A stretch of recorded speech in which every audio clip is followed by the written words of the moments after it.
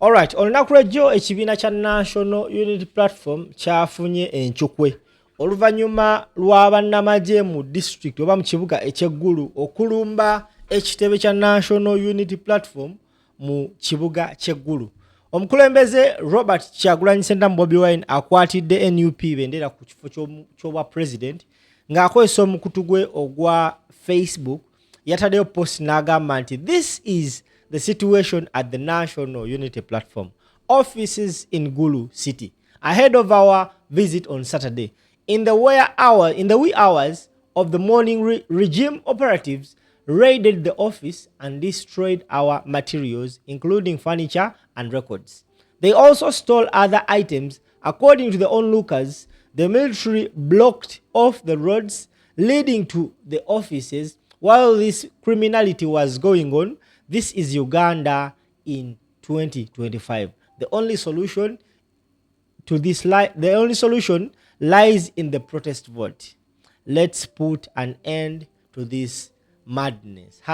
#free Uganda. Bwe bubaka omukulembeze yesterday bwe yatadde ku mukutu gwa Facebook ne X ng'afunye amawulire ag'okulumbibwa kwa ofisi zaabwe mu kibuga eky'eggulu. Saturday agenda abeera mu ggulu era teweewuunya lwaki bino byabaddewo. Wabula yabadde nga tannaba kubanga aseetula kigere olunaku lw'ejjo ogenda ku rally yasoose. Bino byayogedde ku mbeera eyabaddewo mu Gulu City nga bamaze okulumba ekitebe kya National Unity Platform. Bobi Wine yayogedde bw'ati. Maybe before we leave, we send messages of solidarity to our brothers in Gulu. Our office was vandalized in Gulu, but we keep going because we know God will get us there. It's always in our habit to have a prayer in the local language. Yes. Okelo. Bin. Okelo, my namesake, lead us in prayer in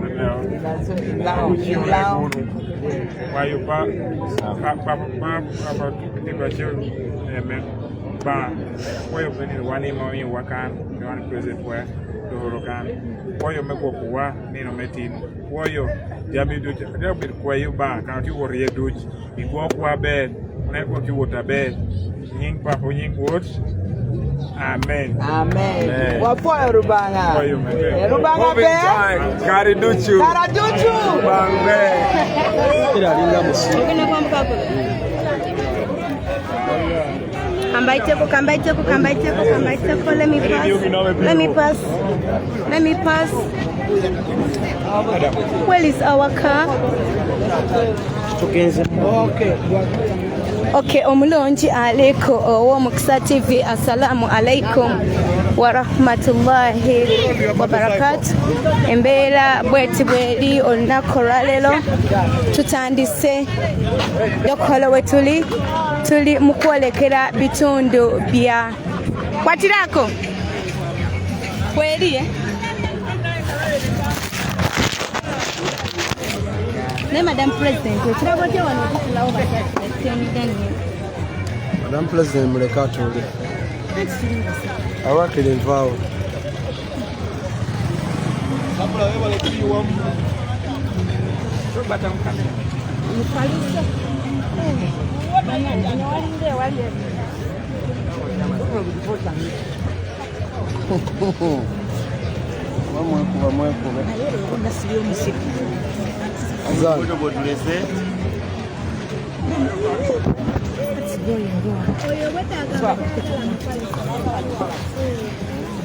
Yo.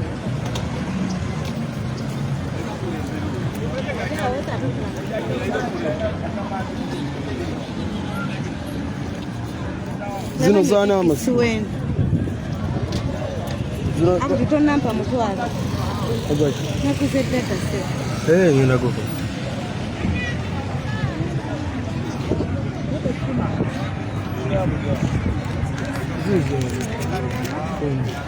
Bwatyo atandise mpola nogaba flag.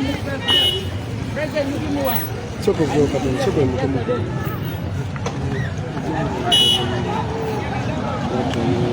Atandise mpola n'okugabira abatuuze badokolo flag ate nga wayolekera ebitundu ebya oyam naye nafuna kwetegekera ddala lumu kwakirako tetugenda mbadde mponingiddewo baŋŋambye esinga ey'eggulo ate kyesifunye kyekisweta nakyerabikeko ekiriseera mulweni kibi nnyo ekyo ekikutuuseeko bulaza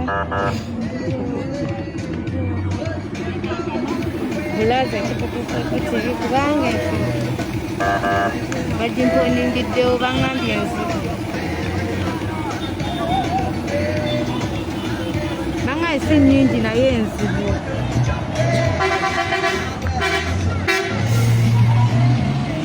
kuno kibeera kungulu yambala byambala mangu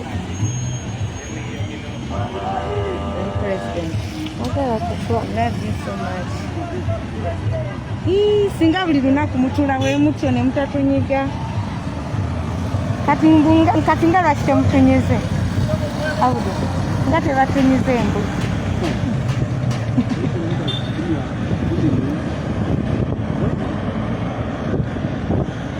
okay embeera bweti bweli waiting for you in Lila okay tujja tetusimbudde atanakola gaali oleko ki lengere gaali obwana bwakoze gaali yes twolekera bitundu bya oyam olunaku olwaleero ku makya egenda okubeera lale yafeesoose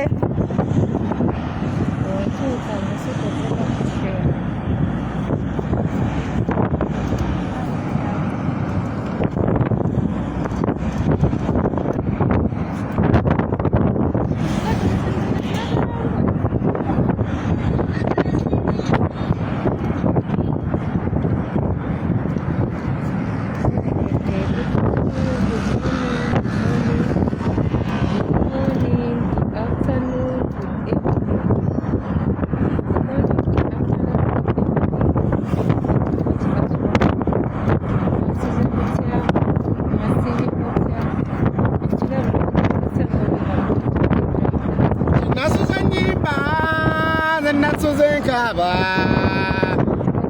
yense abodo Bobi wale kukoto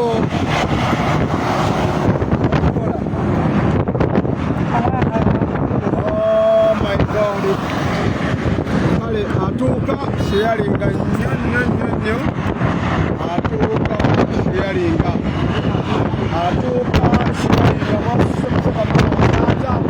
somete kwanga abwa Bobi